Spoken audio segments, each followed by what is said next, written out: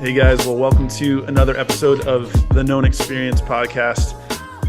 We are excited to be here with Dr. Jake Hyde, and I'm not going to give a breakdown of what he does or an actual title besides doctor, because I want him to describe that. John from Dallas on the line as always. How you doing, boys? It's good to have you. Sean, thanks for the warm welcome. Felt like you're very excited to talk to an old friend. Yeah, I And am. thanks for leaving all the work up to me. Yeah. I'm happy to do it. But you're not alone. Even my wife doesn't know exactly how to describe me as a physician. So you're not alone in that. That's why I was like, John's like, do you want Sean to do it? I'm like, I want to see what he does. So yes. And he kicked it right back to you. He did. But I didn't do that because I'm lazy. I think it's really important, when you choose to operate and do things the way Jake does, you're very intentional, right? So being labeled a chiropractor doesn't seem like something he would just be okay with. So, I mean, well, it is funny to say like label someone as a chiropractor because that's my doctorate. Right. So that's like descriptive of my degree. Yes. But people, I guess something that isn't mainstream information is chiropractors aren't as predictable as you would think. Like it's similar with the medical doctor. If I were to tell you I'm a medical doctor, you'd be like, what do you do? Mm-hmm. Because you specialize. Yeah. And a lot of people, I didn't know this either, by the way. So I'm not looking down at anybody. I had no idea until I started getting into this. This was like in adulthood before I made the choice. I thought I knew what chiropractors did. And they specialize too. Just like medical doctors, but also like physical therapists also would specialize, right? And even dentists can special. I mean, there's specialties within specialties. So yeah, so you don't have to label me as a chiropractor. That is my doctorate. But would you be surprised by what I did if you didn't know much about? Yeah. It's not. I'm not cracking a lot of backs these days. But before we get into that, I'll just call it the elephant in the room. Like if you mention the word chiropractor, you have a vast spectrum of responses that people. Oh yeah, people, because it's so funny. People are like, you believe in that? This is like early on in my pursuits. Like, you believe in chiropractic? I'm like, is this a denomination? Like, is this a faith base? And for some people, yeah, like it is. And it's like, you believe in it. I'm like, this isn't like sorcery. It's very scientific, and it is very scientific, and perhaps maybe that wasn't always true, to be fair to some like the critics, but it was like pretty scientific, from the get-go, and that's for a profession that's like 130 years old officially, although you can trace its origins back thousands of years in other cultures. But before you said you don't crack backs, before we get into what you do, could you just start by saying, why do you do what you do? Like what's the compelling, inspiring belief that you have that makes you excited to work in the medical profession in the way that you do? Okay, well, it started with in my mid-20s, I guess. So I didn't know I was going to be a doctor out the gate. So I studied business and philosophy in undergrad and ended up in kind of marketing type of world for a few years. But I wasn't satisfied with the pursuit of a paycheck, because I got some promotions and I had some success, and I realized none of that was motivating me to keep going. So I was reflecting on, well, what could I do where driving home at the end of the day felt good? Because I would drive home, I was 25 or whatever time, being like, what did I do? Made money? Is that what I did? And I'm like, that. And then some people just need to get a paycheck and they go home and they find meaning in that. And so I have nothing wrong with that, but I felt called to leave work feeling like I benefited my community in some capacity. So I started thinking about things I was passionate about, and it was always health. I always liked health. I was interested. I was an athlete. And I even had some chronic health issues in my youth that were resolved kind of naturally, thanks to just, I guess, the innate wisdom of my mom, who just tried some things. Like, I remember I was anemic. I had bad strep every year of my life, like clockwork. And in 6th grade or something, she was just like, let's stop drinking soda in this house. Something very simple. And that was the last time I had strep throat, kind of a thing. Just like, because I was drinking like 3 a day, and on top of other sugary things, That's got me early on into nutrition and just being fascinated by it. And as an athlete, I was always into like exercise science. And even though my athletic trainers maybe were operating on outdated information, That was polite. I wish I could go back and I could prevent some injuries that I had to deal with in high school and college.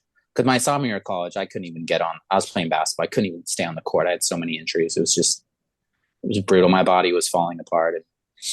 And, I could have prevented that now, but so I was always interested in that. I just didn't know where I wanted to operate. And at the time, there was like Obamacare was a big conversation. We're talking, the 0809 time period for me. And that got me really interested in healthcare, since it was the thing people were talking about the most. And people were talking about the cost of it. I noticed a lot of people weren't talking about health. They were talking about economics. And I was looking into it. And I'm like, wow, like healthcare is really expensive. Like our government, for example, spends a ton of money on healthcare. And looking into like what are the costs, they all seem to be lifestyle based chronic diseases. So it's heart disease and strokes and cancer, like degeneration, dementia, things like that. And I was like, that's something that gets me motivated. Like if people could be healthier.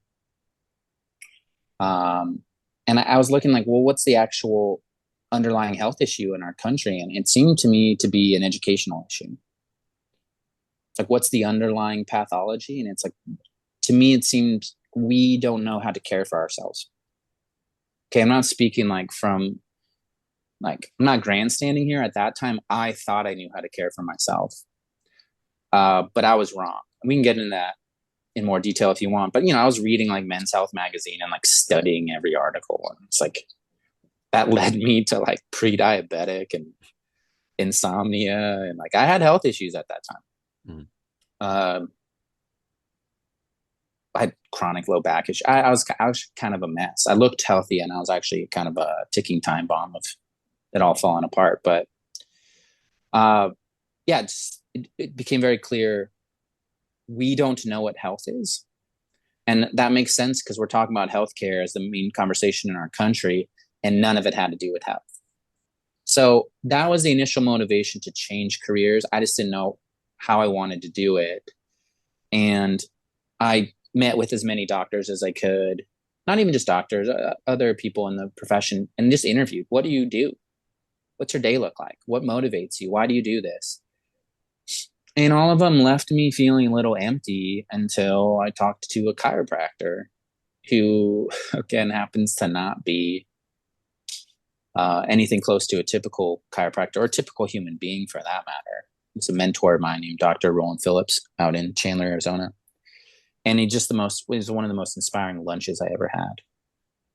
It really expanded my mind, and he let me shadow him in his office one afternoon. And I was like, I don't even believe that this is real. Like I was so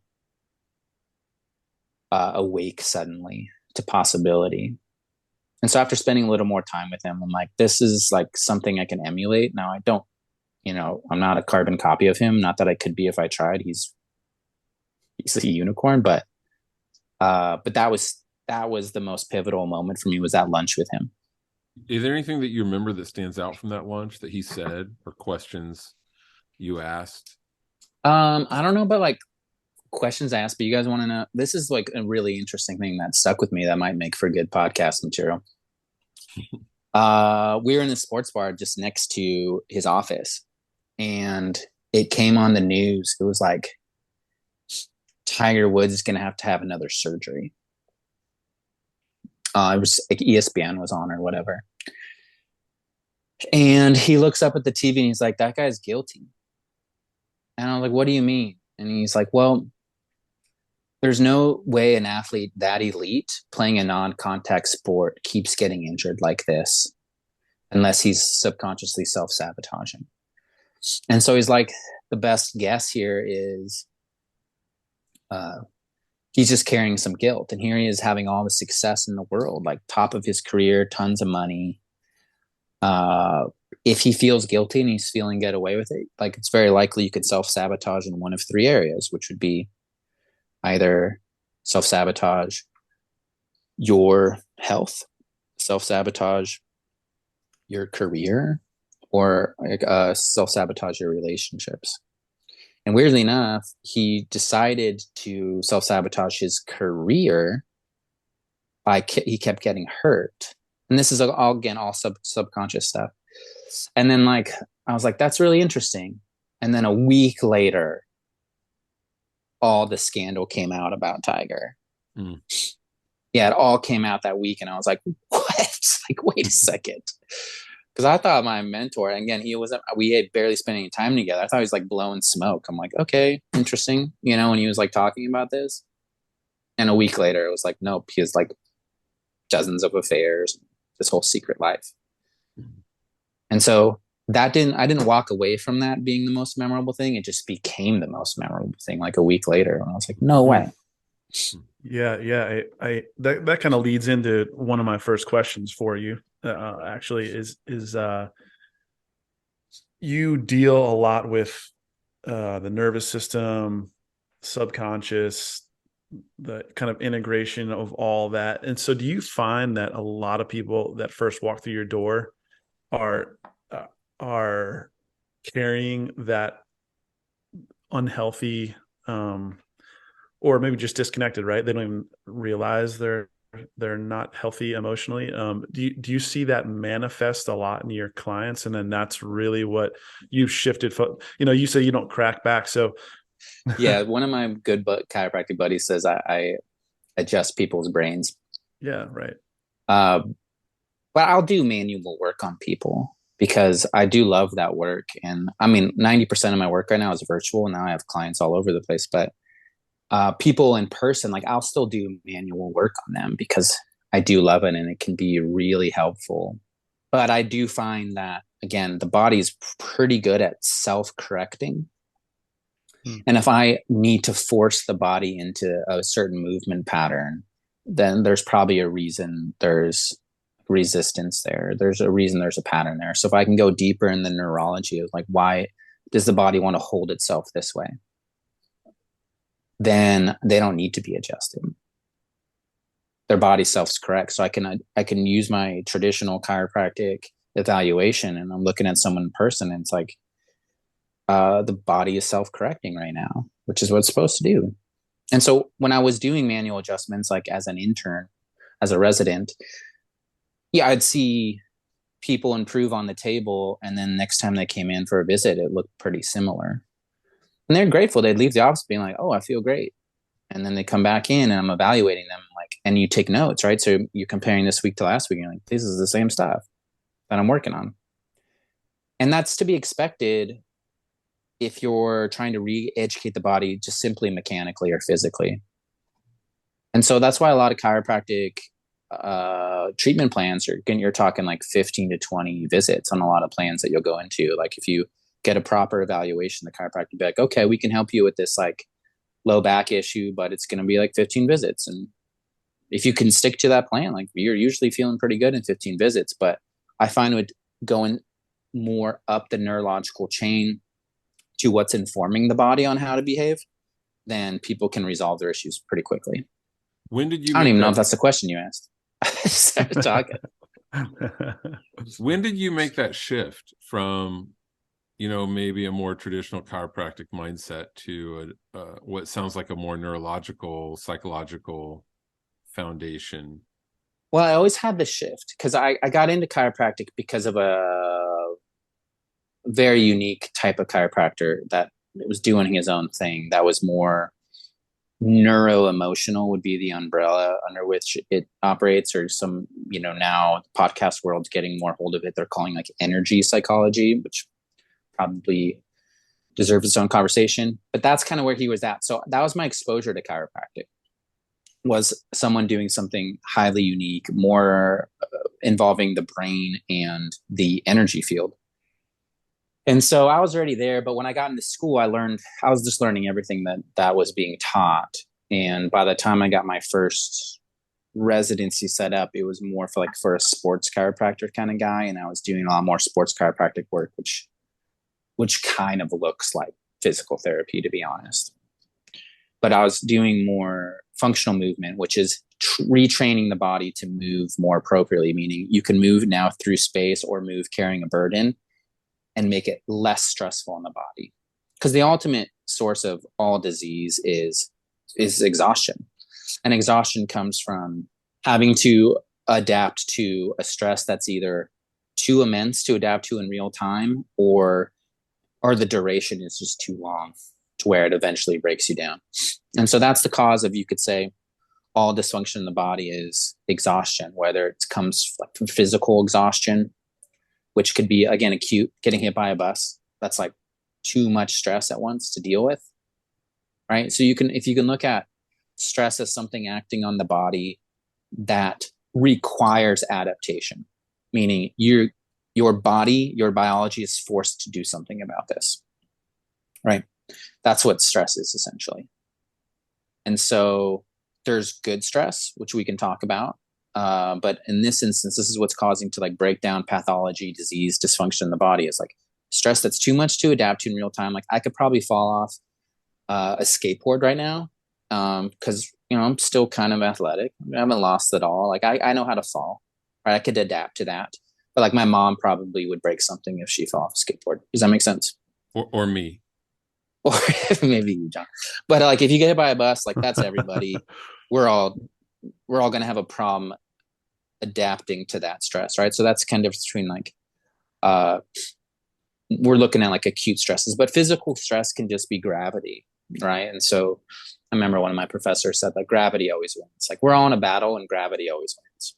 And so the more you could do in your youth to set yourself up to fight that battle for longer is good, because you see these old people and they're hunched over and they have a interesting gait in their step, one or multiple joints are bothering them, and they're 5 inches shorter than they were in their 20s or whatever. It's gravity is unceasing.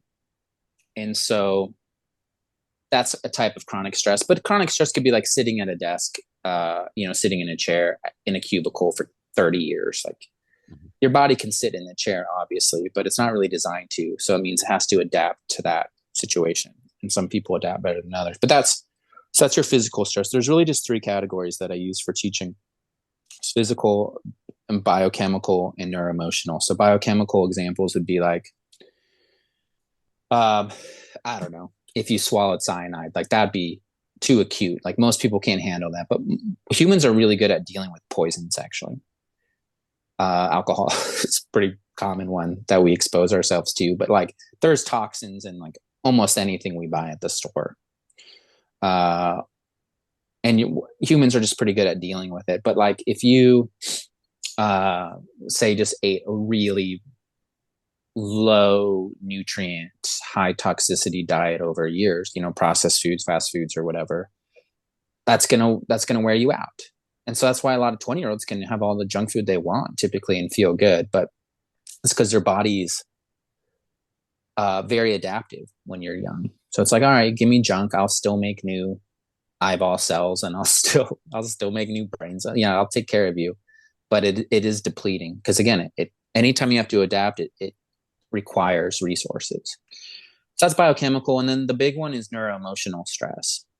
And when I was looking into this, because this is a core chiropractic philosophy, actually, is the cause of all disease is either toxins, trauma, or thoughts.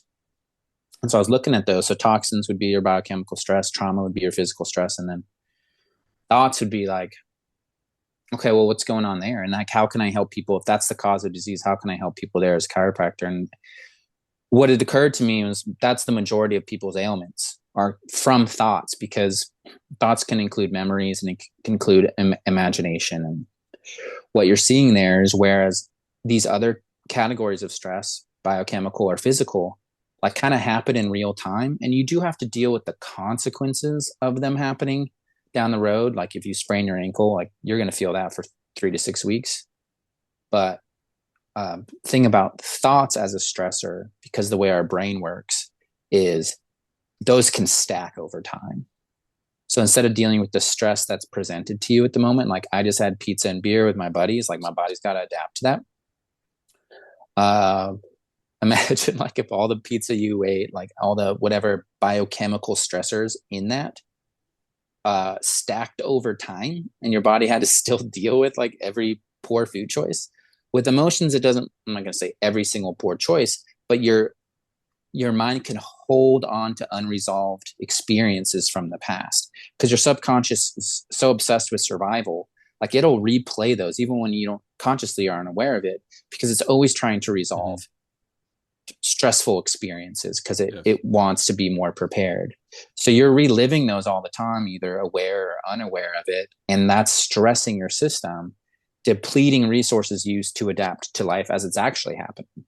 So what aging is, or what disease is like there's a failure to adapt and now you're behind, right? So you have all these tasks to do, right? Regeneration of muscle tissue and connective tissue and your skin, and digest your meal and regulate your hormones and repair brain, clean your brain out at night while you sleep. All these things require energy. And what disease looks like, or you could say aging, is your just body can't keep up anymore with adaptation. So it's not adapting. It's going to pick and choose. Okay, well, we can't do everything we need to do today. That's what are we going to do? And that's the body's intelligence keeping you alive longer, but that's what it looks like aging, or it looks like disease in some cases. It's like some people are like, I don't want to have cancer, but you can make the argument like you having cancer was your body keeping you alive. It's like, all right, immune system is not a priority right now. So we're not looking for cancerous cells for the moment. We're trying to just keep the system going. Because your immune system takes a ton of energy. I'm so glad you brought all that up, because that's something that Sean and I've talked about a little bit. Was this what you would call, is this in the somatic space? Somatic just means body. Okay. So like somatic therapy that'd be like, both of those. So that'd be psychosomatic. Yeah.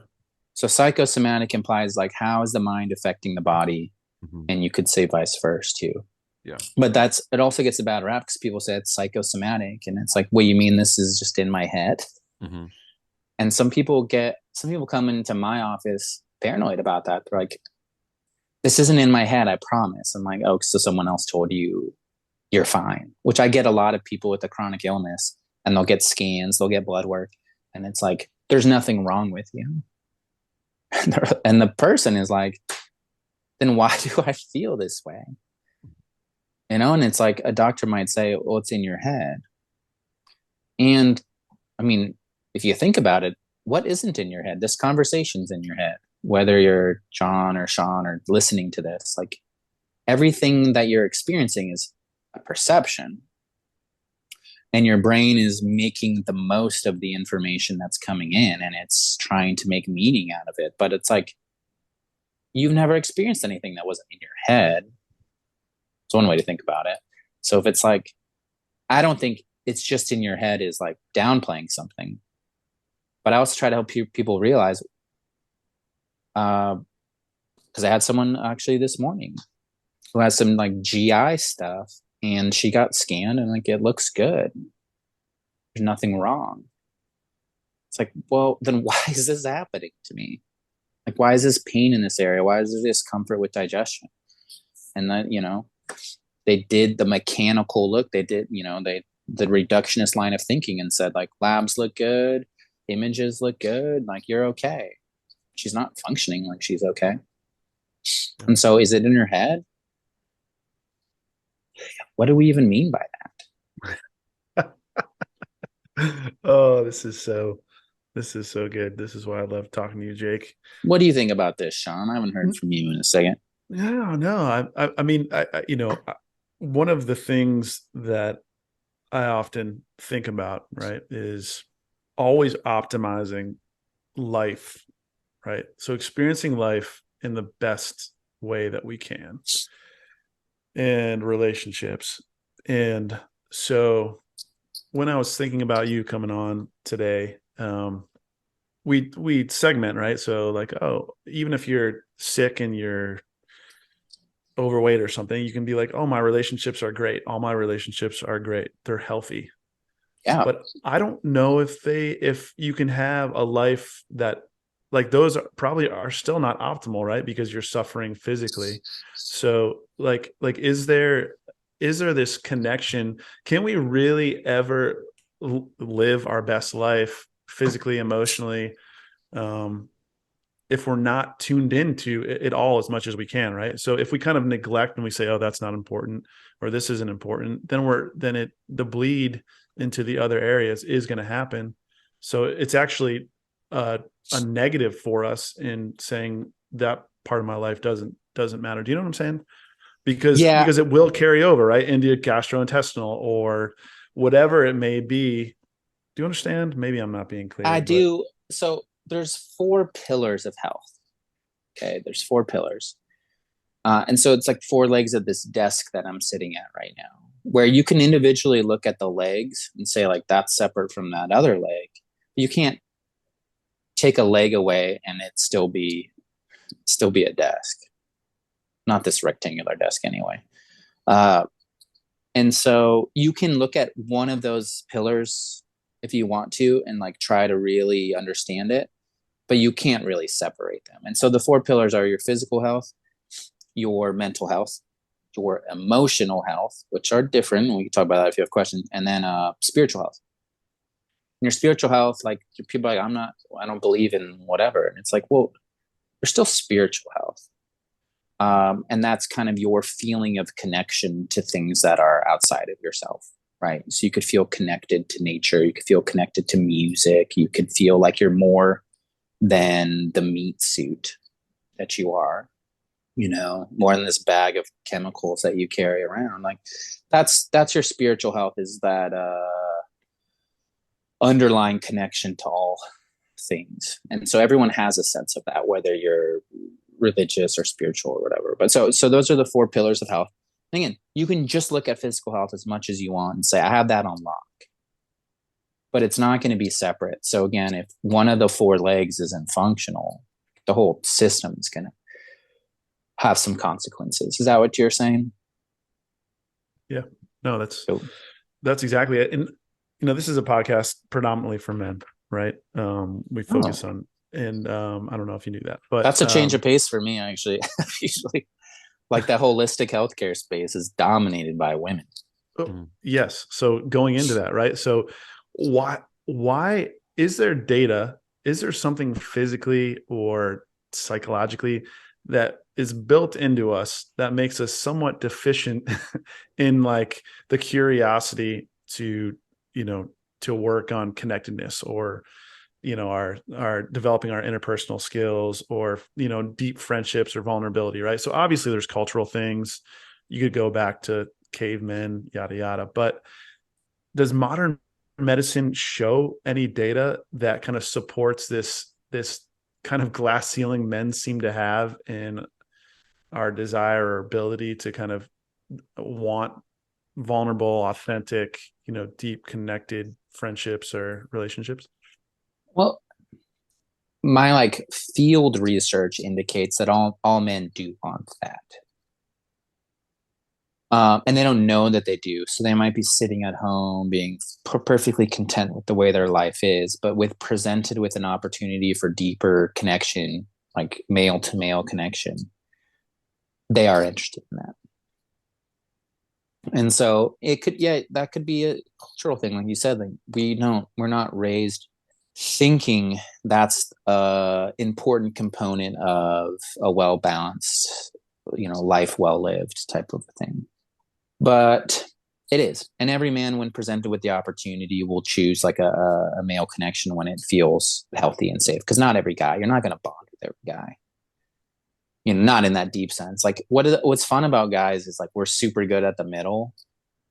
And this is generalization. So people listening that are like, you're general. I am generalizing. So, but generally speaking, women can do really intimate friendships pretty well. and they can't do medium friendships as well. And that's not true across the board, because there's more overlap with male and female than there is difference. But men can do that. Like, I see this guy at this event that my wife dragged me to, and like, we have a good time. We have fun together. I was like, I was happy I saw him. We talked. What do you talk? Your wife's like, what do you talk about? Oh, I don't know, football. I don't know what we talked about. I just had fun. Because you're kind of like surface bonding. Well, women can either be like super best friends, or like, I can't believe that girl said that about me, or whatever. You're like, wait, what? I was there. What did she do? And it's just like, though, naturally, you can naturally put distance around people unless you feel safe around them. And women tend to be safe, and men kind of be like, I'm friends with everybody, and no one knows who I am. Yeah.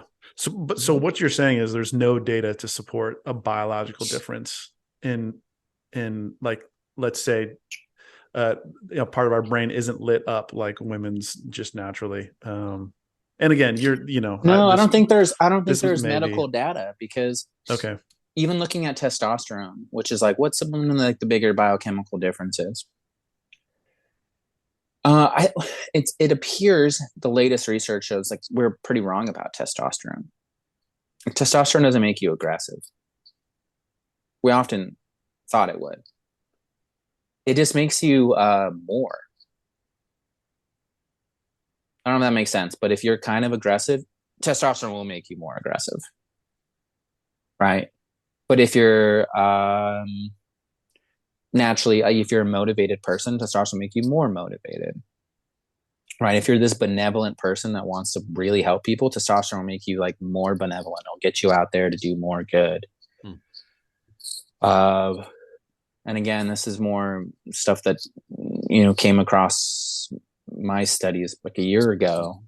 But that idea of just aggressiveness, which that was a model that was held for a couple decades, seems to be incorrect. If you are aggressive, it will make you more aggressive, but it'll just make you more of whatever's going on. And some of these like an initial testosterone tests were like lab rats they put in stressful situations. Give more testosterone in a stressful situation and see what happens, So yeah, it's not testosterone that makes men less likely to connect deeper. So you don't have to be an effeminate man. I think it really is environmental. So if you're in an environment where there's like masculine leadership that invites vulnerability, like you'll see a vulnerable group of men. But that's not really fostered. So yeah, there's no medical data I've seen that says men have a hard time being more intimate and vulnerable in a communal aspect, let alone like a romantic one. Mm-hmm. And men seem to want it. Like we started a men's group, Sean. You remember it? In West Palm, me and you. Yeah, Scotch and Science. That's right. And so I was already part of a men's group that already had this, it was through church, and it already had like this vulnerability, Brene Brown kind of model built into it, and the pastor bought into it, and the leadership did. And so the people that were drawn into it are already like primed, ready for this. And that was a really meaningful group for me. But I was in this community, our like business, you and I are both business owners in the same area. And like, we had all these cool people we talked to. And I was like, how do I get all these people under the same roof to like have these deeper conversations and get real? And I had this idea that, we'll kind of pose the idea of a night out. So alcohol, whiskey, scotch, and these deeper scientific conversations. And I kind of I marketed it, and I didn't market it. It wasn't up to the public. It was invite only, because I was targeting specific people like Sean. Specifically, I was targeting you, Sean, but also some of the other guys. And I was like, we're going to solve some of the world's mysteries using our intellects and alcohol. And so we start talking about these broad, unsolvable ideas as an exercise in opening our mind space. Maybe have a drink. Now, there are some sober people in the group, like alcohol wasn't required, but it does help some people. And so we're having these broader conversations about these paradoxes in the universe that don't make sense. And it starts going from what, like these scientific paradoxes into applications. Like, what could this mean to our reality? To like real conversations about family and struggles in like careers and work and struggles with spirituality. And it got real about an hour and a half into it. Because we're all these pretend philosophers for like the first hour, Yeah. and Yeah. then like it just got real and vulnerable. Yeah. It always ended that way. Yeah. It was, yeah. You couldn't even tell when one stopped and the other started, but it always ended with that. It always got there. I was reading on your website. There's this quote from Viktor Frankl, which is A Man's Search for Meaning. If you haven't read it, highly recommend it. It was recommended to me by John Foreman like 15 years ago, probably. Switchfoot guy? The Switchfoot guy. Name drop. Anyone here ever gets a chance to talk to him, just ask him, what are you reading? Because you will get something good. I promise. But he says, Viktor Frankl says, everything can be taken from a man but one thing, the last of the human freedoms, to choose one's attitude in any given set of circumstances, to choose one's own way. And that's something that my therapist has been working with me on. It's just mindset, attitude, perspective, how you frame things. And something that he's been teaching me is how, physical trauma happens momentarily, and it heals over time, typically, right? And then it goes away, right? Like if I stub my toe today, I'm not going to remember stubbing my toe a year from now and be re-injured again, right? Certainly won't remember what it felt like. No. Yeah. But emotional trauma or emotional pain or suffering your mind and your body will react to that, but then you can relive it over and over again, right? Like this happened to me. I was in the grocery store after learning this. I was shopping for groceries, and just this negative memory had crept in, and I was just ruminating over it, and I could feel it. And it just suddenly, like, the light went on. I was like, hey, I don't have to stay in this moment. I'm like re-injuring myself right now as I'm walking through the grocery store. So tell us about that, and just like how powerful that can be to stop that cycle in your life of letting memories continue to re-injure you and affect your body. So I'll start by saying, like, anger is a perfectly healthy emotion to experience. Anger becomes a problem when it's held on to. And so over time, and so that would be like your typical Jungian attachment type of thing, where you start to identify as an angry person versus someone who's experienced anger, right? It could be like, I'm experiencing anger right now, right? And it's like, well, what happened? It's like an injustice happened. And it's like, okay, well, yeah, anger. That's the right move right there, right? Because what anger is very useful at is it's like getting you off the couch. Like, anger is energizing, especially if you're in a lower consciousness state. Like if you're operating out of shame, guilt, apathy, fear, anger can get you can overcome fear, and it can get you to take action, right? So anger has its uses. It's less likely to be constructive. It's more likely to be destructive, but at least the getting you off the couch part is useful. So anger becomes an issue when it's held on to. You become angry. And that can over time look like resentment or bitterness and things like that. And those can become very problematic. And I have a theory, maybe it's not my theory, but I can't remember if I got this from anyone else, but it seems to me that anger after a certain period, and you can say generously a year and a half, so 18 months, if you're still angry from an experience that happened a year and a half ago, then you're probably angry at yourself, right? So you could say unforgiveness that's lasted over a year and a half is unforgiveness towards self. Because at some point you realize that anger is not serving a purpose other than making you feel a certain way, and that feeling is not good. Like there's an initial surge of energy which feels good about anger, but like anger over a period of time does not feel good. You feel weakened by it. And so if you're selecting that subconsciously, like, I'm going to hold on to anger, that's a form of self-punishment. Okay. And so what there is at the source there is unforgiveness towards self, because humans have this like this built-in innate sense of justice. And if we're holding ourselves as a wrongdoer, as a perpetrator, and the world's not punishing us, we'll find a way to punish ourselves. And anger, chronic anger, bitterness or resentment or unforgiveness is it's a good type of self-punishment.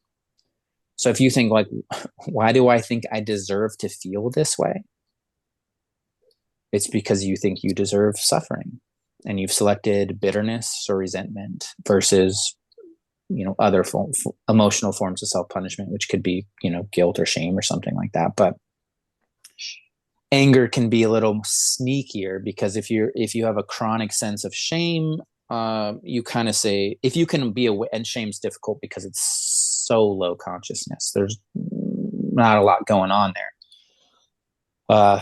So if you can notice shame, then it's like you can start taking steps. But anger is sneaky because you think it's not me, it's this other event. So you put blame elsewhere, and that doesn't necessarily invite you to do the deeper work. Whereas like shame is something that super invites you to do the deeper work. But if you're still angry at something, if you have unforgiveness towards something that happened a long time ago, the best place to start is, where am I holding unforgiveness towards self? Because if you can resolve that self-anger, that self-hatred, then it becomes easy to forgive. And forgiveness doesn't mean forget. It means I no longer identify with that experience. That experience doesn't define me, and it doesn't have anything to say about who I am as a person. But if you think you deserve suffering because you have unforgiveness towards yourself, then until that's resolved, you're going to find a way to suffer. What are some ways you see that manifest physically? Well, anger is traditionally connected to the heart. This is in like Eastern medicine, traditionally. And so, I don't know, what's the number one cause of death in the country? Heart disease. And it's funny because we've been studying heart disease for a while, like intently since the 60s. A lot of resources go towards it. And in the 60s, we thought we discovered the source of heart disease. And it's like 30 times worse now than it was then. So always kind of ponder these questions. Do we have any idea what causes heart disease? Because, well, since we discovered the source, and initially they thought it was cholesterol and saturated fat, and like plaquing of the arteries, it's like it's gotten worse than ever. And not even a little bit worse, like exponentially worse. So maybe we're wrong about that. I mean, there's a nutritional component to heart disease for sure, but that's only a component to it. And so like a myocardial infarction, like a heart attack, maybe there's chronic anger behind it. And there's other researchers that I've seen. Dr. Bruce Lipton, who's a cell biologist, has some interesting data on this, where it's like he sees anger behind a lot of cancers. And so this will get you in the weeds a little bit scientifically if you want to go there. I know we don't have a ton of time, but we can get there. I could try to be concise. That's not my strength, but I could try. I mean, you mentioned a patient with a GI problem, which is, to me, it seems like one of the most obvious ways that we can all relate to, no matter what you believe about all the stuff that you're saying right now. We all know what it feels like to be sick to your stomach, or to be anxious and have an upset stomach, or stressed and have acid in your stomach. Yeah. Where do you see those things connecting? Traditionally, there's different emotional attachments connected to different organ or glandular systems. So like large intestine, traditionally, they're going to associate more with like stubbornness or rigidity, inflexibility. Also some like guilt underlying a lot of these things. Heart is also connected to guilt in some ways. Small intestine has more to do with like abandonment and rejection. Stomach's going to be more despair, disappointment, like emotional hunger, a longing for something you don't have. greed. That's, I guess greed's kind of a longing for something maybe you don't have to. So anyway, uh, there's connections there emotionally. But what something to think about then, if we're going to try to keep this concise, is every emotion you have is a physical experience. So we can think of emotions often as something ethereal or abstract, but every feeling you have creates a cascade of chemical changes in the body. Every feeling creates a multitude of chemical changes in the body, right? So fear can create something like 150 known chemical reaction. That's known. And we probably know very little about the human body, probably. Okay, but we can like see 150 different chemical changes in the body just with the feeling of fear. And what's informing individual cells is their environment. Because the science is called epigenetics.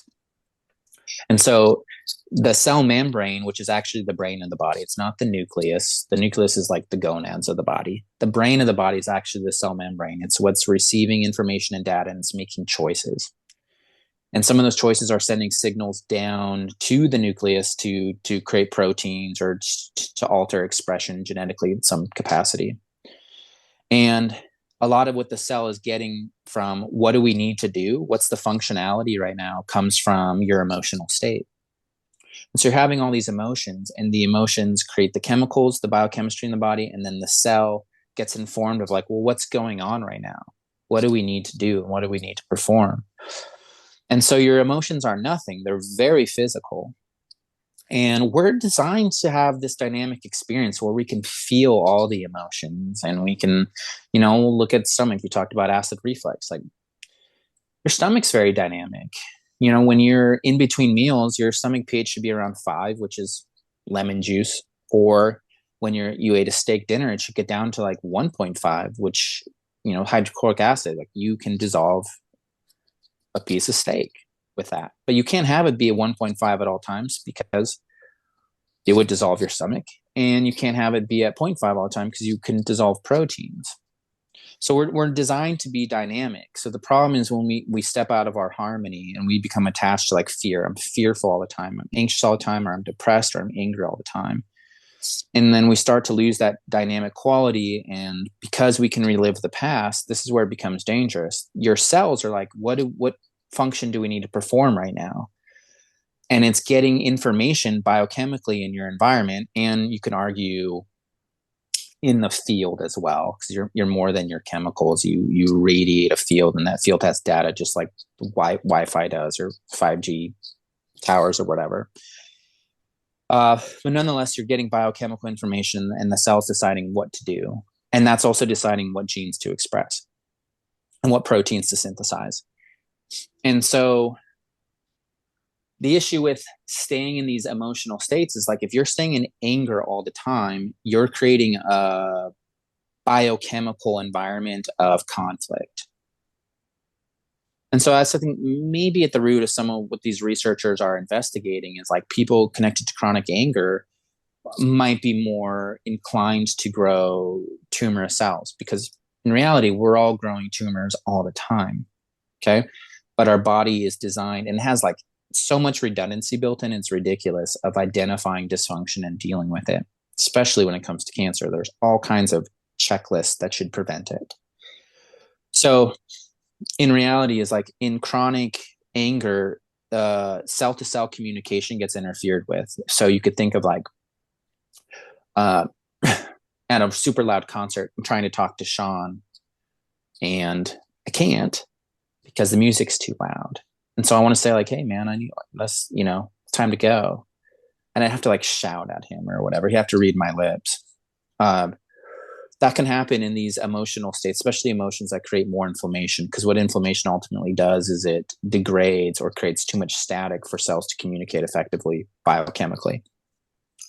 And so now what can happen is individual cells start to think they're alone. Where if they think they're part of the larger community, a cell would recognize that there's an error in its ability to replicate, mitosis. And what it would do is signal itself for cell destruction. It's a cool word called apoptosis, which is one of my favorite words in cell biology. But essentially cell signaling itself for death. It's like, there's an error. I can't replicate. Like it'll mark itself for like cell suicide essentially. And then other parts of your immune system will come and like sweep up the materials and like very intelligently recycle materials that are useful, get rid of waste. It's a pretty cool system. But if the cell thinks it's alone, it's like, I'm by myself. It's up to me now. Like I have to replicate no matter what. And so it'll replicate unchecked, even though there's an error that it could identify, but it's changed its operation system. Instead of being like, we're caring for the community, the 50 trillion cells that I'm part of, it's like, it's me now and I have to go on. And so it'll replicate no matter what. And then it's the offspring, right? Also have the same chemical messages. Now you can change the chemical messaging, and tumors spontaneously remiss all the time. And it's typically because people have a change in their emotional experiences. I don't care if that's like in my office or if that's in an operating room and like someone forgives them, or it's in like a spiritual healing service where, again, typically forgiveness is going to be part of that healing service. People get a change in their chemical environment, but that change in their chemical environment often comes from a change in their emotional experiences, the way they see themselves. This is so funny. First of all, I now know why the Huberman podcast always goes like 3 hours long, because there is so much to talk about in the medical field. I mean, it's just crazy, right? Like, talking about the cell, I was just thinking of a man, right? Like you're talking about a cell, and when they're like, oh, I'm alone, starts time to look out for number one. Yeah. I was like, that's a lot of men, right? Mm-hmm. Like then you start operating kind of dysfunction and things can go sideways. Make great choices. Before you know it, your life can fall apart. But that or you become a cancer. Or you become a cancer, right? So that was pretty fascinating. That's all I could envision when you were talking. But man, you know what? There is a reason some of those long format podcasts do what they do. I'm happy to do a part 2. I love talking. I feel like I'm just getting like I'm ready to hear from you guys. So I know that's what it feels like. This was almost the laying the foundation for some of the application questions that I'm sure John and I would have. But that's probably important. Yeah. I wanted to. What do you do now that we know that your emotions are physical? What do you do? Yeah. Well, I feel like from what's been happening with me, is just even the awareness of it causes those things to get checked. Like I said, I was walking through the grocery store. I've been caught in negative thought patterns a lot my whole life, but the more I worked on it, the more I talked to people about it, the more I become self-aware. I can actually catch it, right, and do something with it, which I've not been good at doing in the past. So I think some of it is just learning, and you automatically become more aware, right? Well, awareness is key. So awareness, you could think of if that is similar to, enlightenment. Okay. So the more aware you can be, you say the more you can see your own reality, the more you can see yourself. And that's kind of enlightenment if you want to do that. Mm-hmm. So the neuroscientists say maybe you're aware of like 5% of your day, meaning like 95% of your day is subconscious. Mm. And your subconscious cares primarily with survival. It doesn't really care about health or well-being or happiness or joy or peace. It cares about survival. And so the more aware of yourself you can be, and the more present time conscious you can be, you can say that's akin to health. And so that goes back to the 4 pillars analogy that I brought up earlier, where it's like you have these 4 pillars of health: physical, mental, emotional, and spiritual. And the more you've integrated these, the more you've made them whole in your life, the more health you're going to experience. And in fact, that's where the word health comes from. I like etymology. I like where do we get these words from? And the word health goes back to this Anglo-Saxon word in English called hol, which is the same word we get for whole. So that's the same word we get for holistic health. It's the same root word for holy. It's also the same root word for integrated, but it's like holy. What do you mean? So holy and health come from the same root? And it's like, they do. And that kind of makes sense. So someone, you think like 13th century, it's like, well, who's healthy? And it wouldn't be someone with six pack. Like, you probably just have a six pack because you do physical labor and you don't eat enough food. So like, sure, that's not a big, that's not a big deal. But it's like, well, who's healthy in this environment? And it's the person that looks integrated, meaning they look aligned with themselves. They're not in inner conflict with themselves. They're not tormented by who they are. They feel very connected and they feel very at peace with who they are. And that's not to say like the saints, because you read about the lives of the saints, boy, were a lot of them conflicted.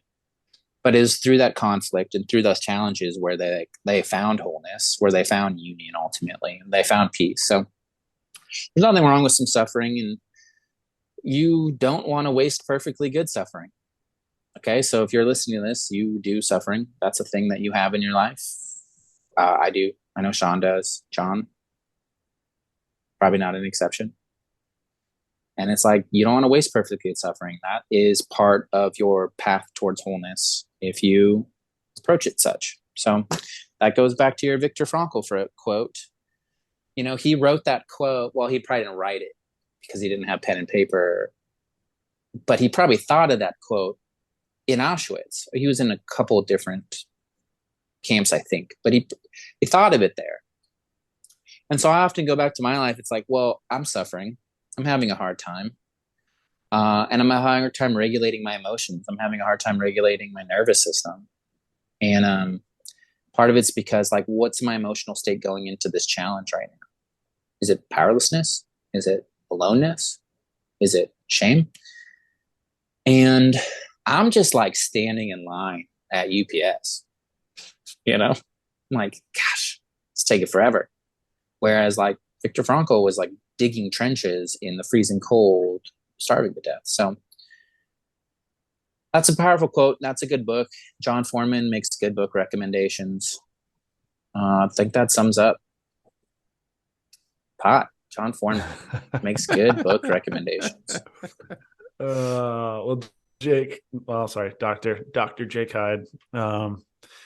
Thanks for all of that, man. I mean, that was a packed hour of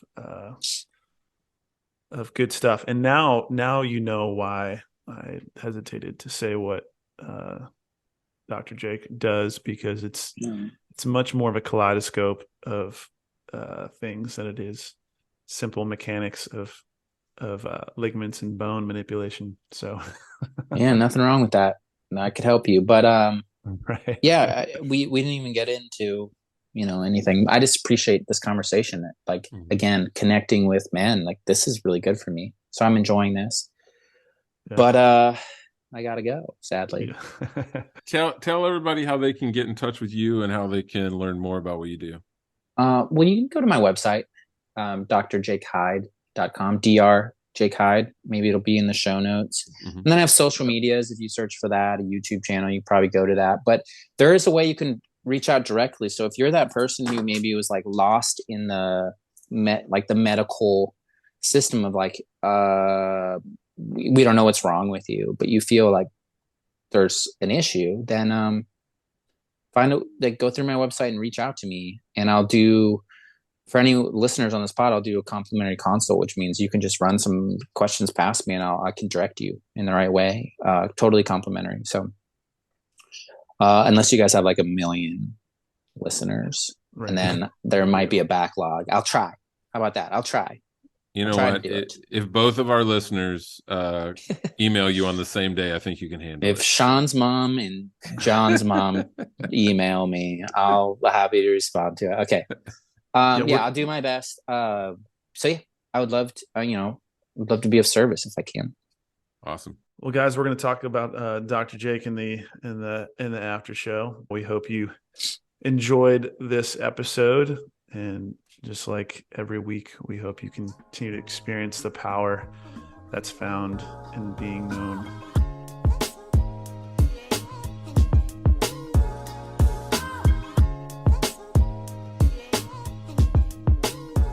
Welcome back for After the Interview with Dr. Jake Hyde. And Sean, I got to be honest, I was a little triggered by this one. I think it's not surprising. The more medicine kind of embraces a lot of this, what used to be kind of hippie ideology, right, or perspective, that has less history, I guess, of data or trends or case studies, the more that, so I find it very interesting, but it opens it up to a lot of criticism too, right? Because doctors like Jake come from a completely different perspective than traditional medicine. And he may believe vastly different things, which I'm sure you're going to talk about, than what we're used to hearing. So not surprising, buddy. Not surprising at all. Well, yeah, and I'm open. I mean, a lot of the stuff he talked about is stuff, as we discussed in the podcast, stuff that I've become more aware of in the last year or Yeah, so. right. I will say, everyone listening to this has an opinion about chiropractors. So Sure. my initial opinion, just from my personal experience, is not great. But I also have friends that I trust that are smart people that have had amazing experience with chiropractors. I also, to be fair, I'm equally skeptical of traditional medical doctors. Right. Um, like anyone whose career and personal success depends on a vocation, you have to be somewhat skeptical about their perspective on that vocation, because it's what is the most beneficial to them. Probably, I mean, I'm sure everyone would like to think that they're altruistic in some way and they don't let any of that affect them, but we're humans, right? So I'm equally Yeah. skeptical of anyone who's trying to sell me something that benefits them, no matter who they are. Yeah. But I will say that, like, this idea of the neuro-emotional connection, I think everyone, if we're honest, can say, yeah, I mean, there's a degree of that we've all experienced, right? Where our minds affect our bodies. How have you experienced that? Oh, 100%. I mean, I'm one of those people that if there's a big event I'm putting on, I actually get sick. Hmm. Usually the night before. I'll get a low grade fever. Um, and and I'll have, I'll think I'm getting sick, but I'm really not. The next day I'll be fine. But it's that kind of heightened, my body really reacts to expectation, stress, and it doesn't have to be bad, right? It's just when I feel all in on something, I'll have a moment where my body kind of freaks out. And Yep. then, so I'm a very body driven, emotionally tied guy. Yep. Um, so And I think we all, according to what he says, I think we all are. I think our body produces chemicals what happens when you get embarrassed? Your face turns red. That's your right. body responding to your mind. That's on the most basic level, right? But Yeah. if your body is producing chemicals, which I think we know from the effects of stress and all of that, then what if that's happening all the time? Mm, And what if what we think about is affecting the chemicals our body's producing? right. That all makes sense. The one pushback I would have, or at least question I would have for him, is when he said the ultimate source of all disease is exhaustion. Um, these very broad stroke statements, um, I would definitely need broken down some more. I wish I'd asked some questions on it. Yeah. Like, what about genetics? What about, like, family history? Like, I've got things genetically that I see handed down to every man in our family that I'm hard pressed to believe they just come from emotional issues. That Yeah. For each generation, right? Like you're just correct? Yeah, manifesting the same. Right. yeah. Yeah. So I Yeah. would, if there's a part two, I want to ask that question. Yeah. And I think there has to be, right? I think it would be great to have a follow up. But I kind of go along with with that same, uh, thought process, right? That, I forget the source. I wish I could cite source, but I can't. That 85% of our health is handed down to us first DNA, via DNA. 15% is what we control, right? Through exercise, diet, meditation, our emotional state. 15% is a lot, right? If I'm 230 pounds, I can probably be 200, right? But I can't be 160. Or, I don't know. 23andMe says, gives you pretty clear numbers and like what groups you are in. Um, based on your saliva, which is all DNA, right? So that part of the science world says that it's really important that we focus on what we're doing, because that 15% can compound over the generations, but 85% is what you're handing to your kids, right? So use your body well, but that's an incremental change, right? You can't erase heart disease in your family just by being happy. Maybe, I don't know. Depending on who you talk to. Yeah, I don't know depending on that who you Dr. talk to. Jake would agree with that. But that's where I would love to have two doctors, right, with kind of different and backed by data, right? I don't really want opinion. And I think Jake said that he's moved away from, he doesn't really crack anyone. He's more of almost like a mind chiropractor now, right? Which is a whole different. So he's really focusing on how can he affect people via the mind, not really through their body. So, you know. And my therapist is a clinical psychologist who's moving more into the body space. I think everybody's recognizing this connection and trying to unite the two. I mean, I would probably love to go to a facility that there was an MD and a psychologist, and everybody, 100%. like they're all working together. And I think when you get into a lot of these, when I worked in the alcohol and drug rehab world, we have all of those people on staff.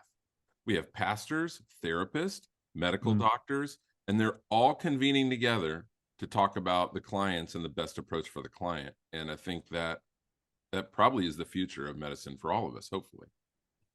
And as our future guest in a couple of weeks, Stephen Garber would say, that's why a seamless life. A seamless because life. It's true. Yeah. Right. Like it's to me, it's one of those things that I don't understand why it's taken us so long to understand that, right? Why? And maybe the ancients understood that better than we did, right? It feels like they were kind of more in tune with that. And then we moved away from it once our knowledge increased. Yeah. We kind of compartmentalized things. And now we're moving back towards this mysticism of what it is to be human, right? And trying to figure out this kaleidoscope of health and wellness. Yeah, so. I mean, to be fair, they didn't have access to science, so they had to kind of lean on that, right? Right. Yeah. And, and they got some things right and some things wrong. I mean, pretty much all seizures, I think they attributed to demonic possession, right? Right. So, yeah, I'm not saying that they had it figured out, right? But one thing we have to highlight here, and I fully own the fact that I leveraged this in the title of the podcast, is that less than a week after we recorded this podcast, it was announced that Tiger Woods' ex-girlfriend is suing him for $30 million for abuse, trauma, sending her on a vacation, and when she got to the airport, telling her that the locks on the house have been changed and she's no longer welcome to live there. And listen, relationships, there's two sides to every story, right? Or probably three. But yeah, interesting that that was how we kind of jumped into this podcast, and that happened this week. Yeah. It is fascinating.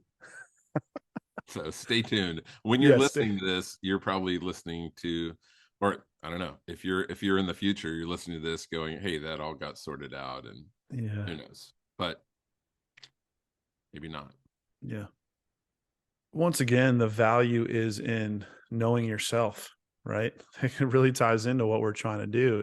It was focusing on, whether you agree with it or not, it is this really critical point that you have to focus on your emotional wellness and how it's affecting you and what your sweet spot is and how your body's reacting if you want to remain healthy, right? I think and that's part of our title, right? Knowing others, knowing yourself, so I love it because doesn't matter who we're talking to, there's just proof in the pudding that this concept of, we have to really have the curiosity to know ourselves and others is so important on a medical level and interpersonal level and professional level. So yeah, one thing that stood out to me is how many things have been connected between the guests. We've only done like 6 or 7 episodes now, but we've seen and heard similarities between all the guests talking, whether it be talking about,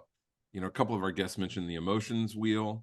Others have talked about this connection between your mind and your body, and knowing yourself and being self-aware and mindful in order to walk in physical and emotional health. And I think it just shows how important this topic is, and that there is a movement, I would say, right now happening in this whole space. One last thing I noticed that I wanted to talk about was, remember when I asked him, when did you first get curious about this area of Yeah. medicine? And do you remember what he said? Yeah. When he went out to lunch with that doctor. Before that, though, he said when he was a child. He said his Oh, mom said, "Hey, we're going to just stop right. drinking sodas and see how that makes us feel." Yeah. Right. Yep. And some of his physical problems went away. And I think that our view of medicine and health is greatly affected by our mothers and their view of medicine and health.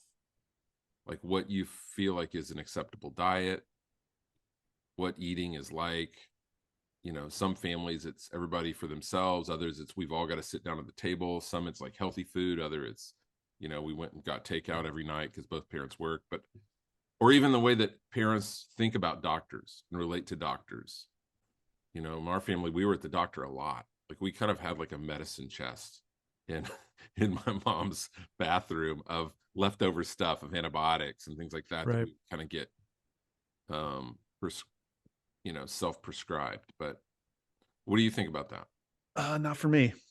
My mom was heavy into like medication, right? She had headaches every day, took painkillers every day for it. And I found out really quickly, I used to have headaches all the time when I was little, and I'll take Tylenol all the time. And then when I grew up, I'm like, what is the reason for the headaches? Right? I don't want to just treat it with Tylenol. So when I was like 20, I kind of looked into it, and I haven't had headaches since I left the house. Like literally, I had headaches all the time when I was younger. Mm. So through exercise and stress management and just hydration, right? Like so they say like 90% of headaches are just hydration. Um, so and not that my mom was wrong, but it was she treated symptoms, and I guess I've always been a contrarian, right? I always second guess. Probably drives my parents crazy. Still drives my dad nuts with my. But yeah, and our diet was all carb based. It was carbs and fat, right? It was casseroles, and so I had no and I may be the anomaly, right? I had no nothing correlates to how I live now from what I experienced growing up.